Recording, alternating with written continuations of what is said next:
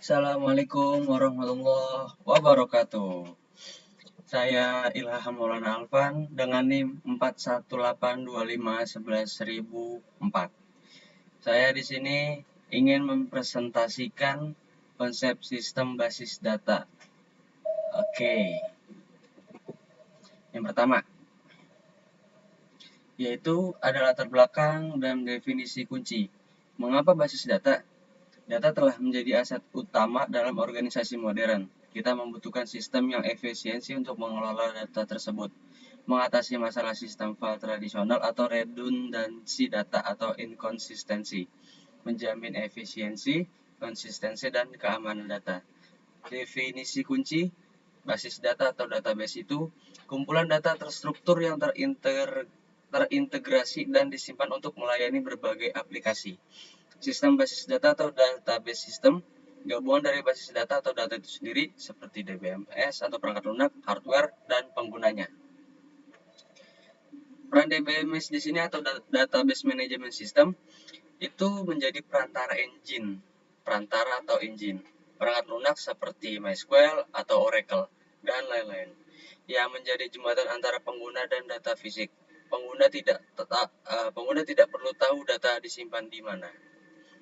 Dapat menjadi keamanan dan kontrol, mengatur hak akses atau otorisasi, mengelola transaksi pengguna secara bersamaan atau konkurensi, dan menjamin keamanan data.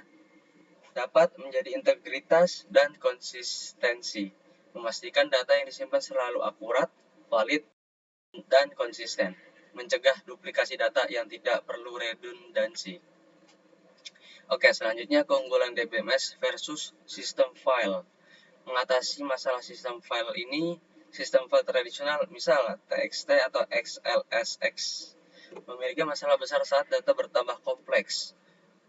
Biasanya mengurangi redundansi.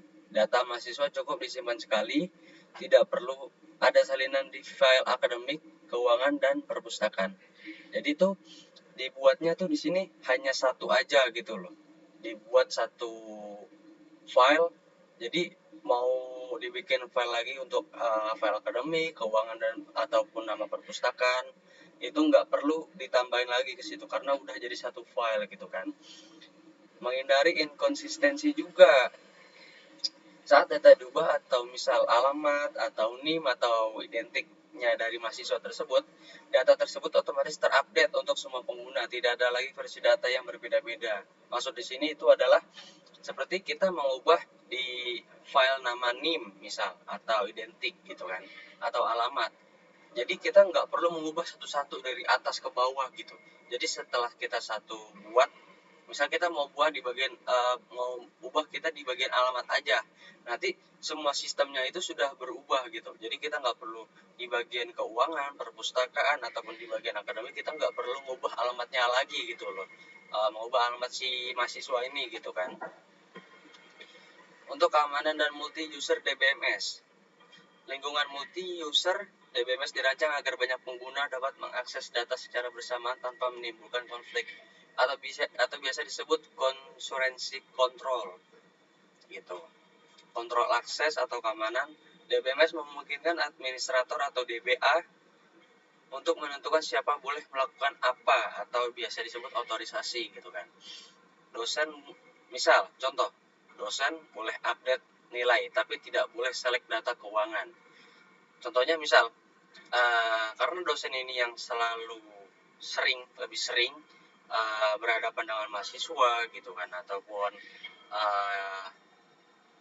ya seperti mahasiswa gitulah.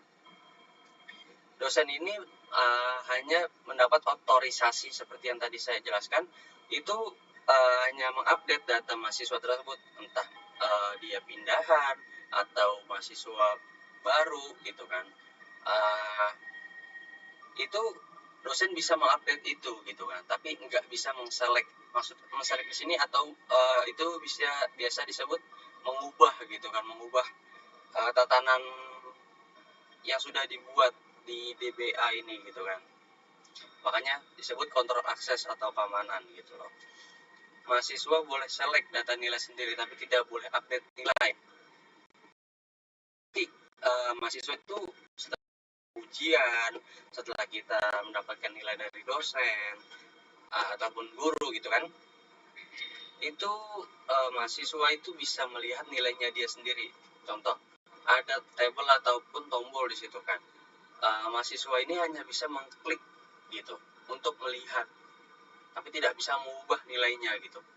Nah, ini namanya otorisasi antara mahasiswa, dosen, dan juga administrator gitu kan, seperti yang saya jelasin di awal. Nah, ada contohnya juga seperti ini. Nah, ini contohnya, misalkan bersihkan lingkungan, harus tabel. Oke, ini hanya script ya. Oke, seperti ini. Oke, create table mahasiswa, nama. Oke, keuangan. Ini hanya contoh gitu kan. Oke, misal ada nama, kita masukkan nama mahasiswa seperti Budi Santoso dengan email budi.s@email.com. Ini alamatnya, Jalan Merdeka nomor 10 gitu kan. Dan ini NIM. Yang di depan ini hanya NIM. Yang kedua ada Siti Aminah.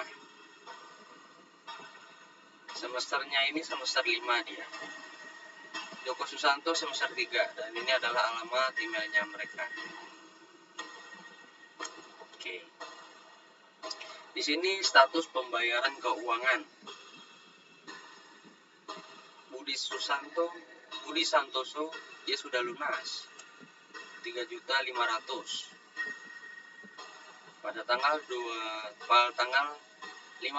bulan 8 2025. Siti Aminah dia belum bayar, maka di sini tertulis belum lunas. Tagihannya sebesar 3.500.000 rupiah.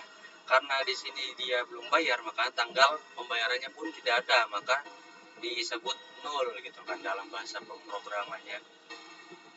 Nah, di sini ada Joko Susanto. Joko Susanto di sini dia berangsur selama sebulan atau seminggu sekali dia bayar gitu kan. Makanya di sini sebutannya angsuran, tapi tetap bayarannya 3.500.000 rupiah. Dia bayar itu di tanggal 1 bulan 9 2025. Oke. Seperti ini contohnya. Oh ya, ini saya coba ya dengan meminjam atau minta bantuan untuk membuat skrip ini gitu. Oke. Nah, seperti ini. Perintah update mengubah status bayar mahasiswa NIM sekian menjadi lunas dan mengisi tanggal atau pembayaran dengan tanggal hari ini, tanggal 14 bulan 11 2025. Status bayar lunas, tanggal pembayaran. Oke, ini hanya bahasa pemrogramannya saja.